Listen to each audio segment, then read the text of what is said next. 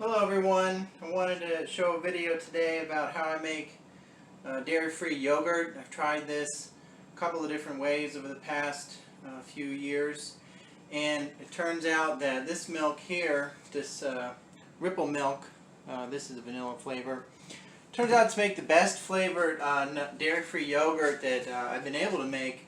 I've tried it with soy milk, tried it with almond milk, cashew milk, a lot of different kinds of milks, and for a lot of different reasons. Some of them work, some of them don't. This has quite a bit of protein in it, which I think helps give you nice thick yogurt. You can see this was not even strained. This is from actually maybe 2 weeks ago. I've had it in the fridge or so, because that's my stock that I use to make the new version. So of course I had to start with regular yogurt.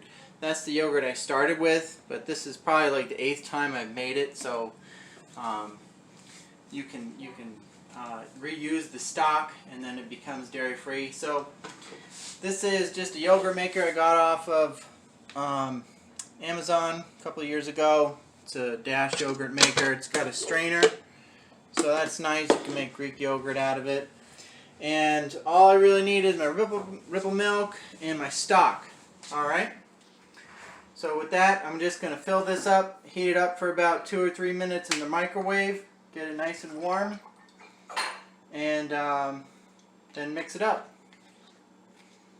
So I heated up my Ripple milk, about a little more than 2 cups, for about 2 minutes, 44 seconds, just to get it nice and warm. Now I'll just pour it in here, and then dump in my stock. Now I've tried a couple of different stocks, and I really had to go back to just using the dairy-based stock, because I think the live cultures and the dairy-based stock are the best. I'm not even sure some of the dairy-free yogurt they sell in the supermarket is actually yogurt. So just want to make sure you mix it up real good. It's going to be pretty warm. I don't really take the temperature anymore. I know you can, and people do that, but this works really well anyway, because I just use the yogurt maker to control the temperature. So fill it all up. It's a whole bottle in there. Stir it up. And then basically set the yogurt maker for 10.5 hours. And set it and forget it. And tomorrow we'll come in and check and see how it looks. Alright, so we've already got it running 10.5 hours, and we'll see how it looks in the morning. Alright, so we ran past the 10 hours. It's probably been sitting here another 2.5 hours after the 10.5 hours of cooking. So this gets quite a bit of water on it, so you gotta be careful of all that water. You can see that it's pretty solid. Nice and creamy. You shake it around, it's not moving, so it's got good texture. And if you wanted to, you could just put it in the fridge and let it sit for a day, and it would solidify a bit more.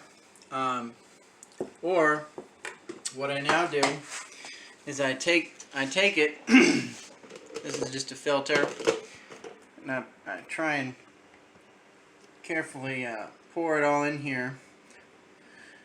And got to do it in a couple of waves. So let it sit there for a couple hours, let it sink down, get some of that whey out. I like to get a nice clean sample. This will be my stock. Now I just wrap this up. I can keep that in the fridge. I can use it, if I want to make another batch tomorrow, that's fine.